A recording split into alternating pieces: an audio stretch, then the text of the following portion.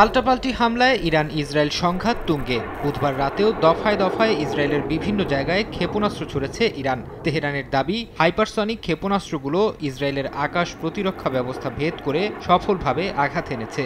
আইআরজিসির দাবি, তাদের হামলায় ইসরায়েলের প্রতিরক্ষা ব্যবস্থা পুরোপুরি ধ্বংস হয়েছে। এর আগে ইরানের বেশ কয়েকটি স্থাপনায় হামলার দাবি করে ইসরায়েল। আন্তর্জাতিক পরমাণু শক্তি সংস্থা জানায়, তেহরানের দুটি সেন্ট্রিফিউজ উৎপাদন কেন্দ্র ক্ষতিগ্রস্ত হয়েছে। ইরানের রকেট লঞ্চারগুলোতেও হামলার দাবি করে ইসরায়েল। নেতানিয়াহু প্রশাসনের দাবি, ইসরায়েলে এ পর্যন্ত 400 ব্যালিস্টিক ক্ষেপণাস্ত্র ও 1000 ড্রোন ছুড়েছে ইরান।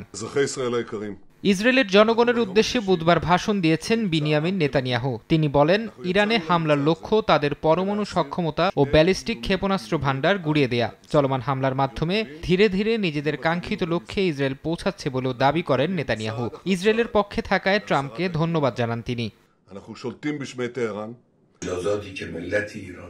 বুধবার জাতির উদ্দেশ্যে এক ভিডিও বার্তায় ইরান কখনো আত্মসমর্পণ করবে না বলে সাফ জানান আয়াতুল্লাহ আলী খামেনি। কারো চাপিয়ে দেয়া যুদ্ধও তেহরান মানবে না বলে হুঁশিয়ারি দেন ইরানের সর্বোচ্চ ধর্মীয় নেতা।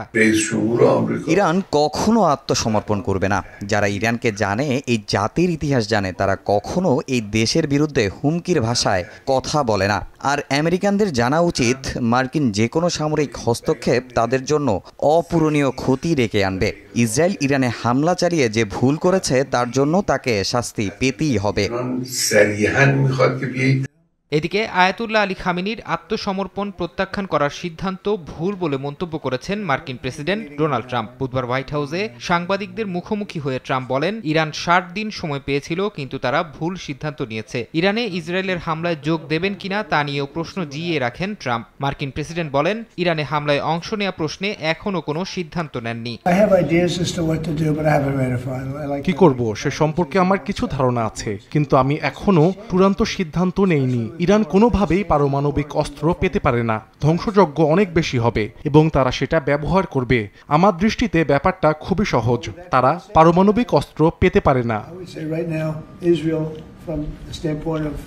ইরান ইস্যুতে মার্কিন প্রেসিডেন্ট যে সিদ্ধান্ত নেবেন তা বাস্তবায়নে যুক্তরাষ্ট্রের সেনারা প্রস্তুত আছে বলে জানিয়েছেন দেশটির প্রতিরক্ষা মন্ত্রী পিট হেগসেথ। বুধবার সিনেট আর্মড ফোর্সেস কমিটিতে দেয়া বক্তব্যে তিনি ইঙ্গিত দেন, কয়েকদিনের মধ্যেই ইরান ইসরায়েল সংঘাত ইস্যুতে যুক্তরাষ্ট্রের অবস্থান স্পষ্ট হবে।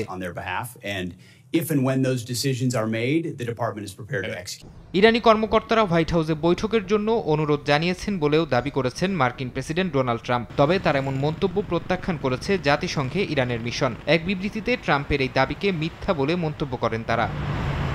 ফারহাদ চৌধুরী, সময় সংবাদ।